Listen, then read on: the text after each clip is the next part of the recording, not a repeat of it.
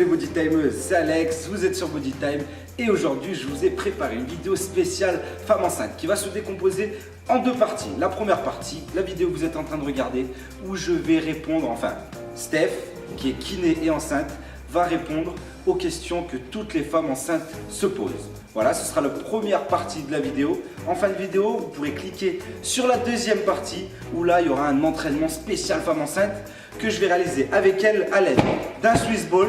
Voilà, et il y aura même des options sans le Swiss Ball pour celles qui n'en ont pas chez elles. C'est parti, on part pour la première partie de la vidéo. Je vais rejoindre Steph. Allez, go! Ok, c'est parti pour les questions-réponses spéciales femmes enceintes. Ça va, Steph? Ça va bien, merci. Ouais, ok. Donc, est-ce que les femmes enceintes peuvent faire du sport? C'est la première question qu'elles se posent. Donc, est-ce qu'elles peuvent en faire? Oui, elles peuvent faire du sport, bien sûr. Après, il faut l'adapter à l'état pendant la grossesse, qui est quand même différent.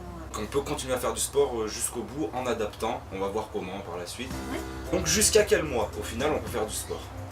On peut faire du sport, donc dans le premier trimestre, on peut garder un peu le sport qu'on avait avant, selon bien sûr l'état de fatigue dans lequel on se trouve, les douleurs qu'on peut avoir ou s'il y a des contractions. Après, dans le deuxième trimestre, peut-être l'adapter et faire un peu moins, si c'est des sports avec contact ou des sports avec impact, voilà exactement, c'est de la course à pied, des choses comme ça, peut-être plus éviter au deuxième trimestre, et au troisième trimestre privilégier plus une activité physique, la mobilisation, des étirements, quelque chose qui garde quand même une certaine condition mais adapté à l'état de grossesse. D'accord, ok. Donc jusqu'à quel mois tu viens de nous répondre? C'est jusqu'au bout, mais les 3 premiers mois on garde à peu près.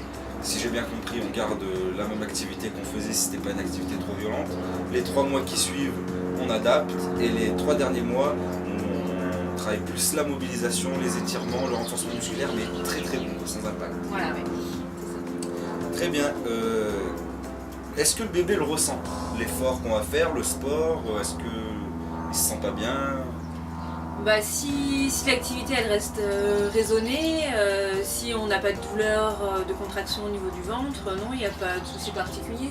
C'est sûr qu'il y a le rythme cardiaque qui va être un petit peu accéléré et tout ça, mais c'est pas mauvais. Pas de douleur, non. D'accord, ok.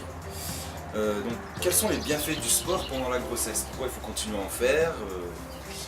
Déjà, essayer de garder un peu une condition physique, surtout si on faisait un sport quand même avant et qu'on a envie de le reprendre après. Et puis, pas arriver complètement déconditionné le jour de l'accouchement, qui est quand même une grosse journée pour nous. Donc voilà, essayer d'arriver quand même un petit peu en forme. Question suivante, quelles sont les précautions à prendre? Donc ça on y a répondu, c'était les impacts, éviter les impacts. Oui. Précautions à prendre. Quoi d'autre? Pas trop se replier, j'imagine. Voilà, éviter tout ce qui est peut-être en torsion. Ouais. Donc par exemple les abdos au sol, type crunch, relevé de buste, c'est vraiment à éviter. Les abdos éviter, voilà. Ouais. Là, on a de moins en moins d'abdos puisqu'ils sont étirés du fait de la mobilité du utérus, vraiment de moins en moins d'abdos, donc au contraire il faut vraiment pas les solliciter. Essayer de relâcher cette zone. Pour pas qu'ils déchirent. Et maintenant pour finir, quelles sont les zones à travailler principalement quand on est enceinte?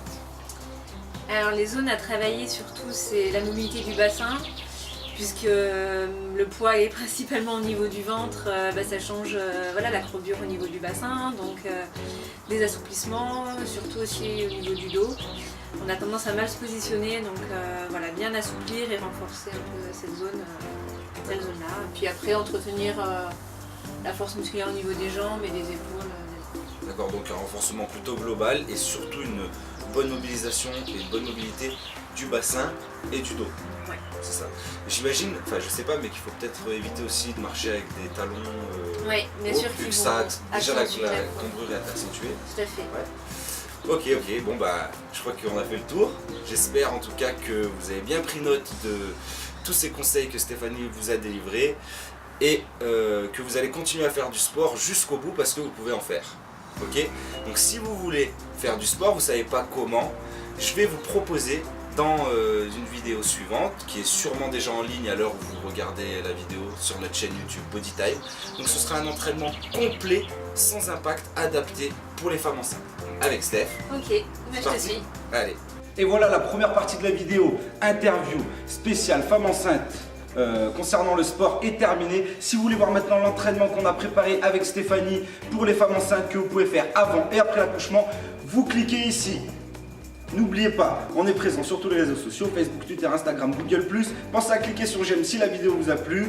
Pensez à vous abonner aussi à notre chaîne pour louper aucune vidéo. Il y en a pour tous. Je vous dis à très vite pour une nouvelle vidéo et surtout d'ici là, gardez la pêche.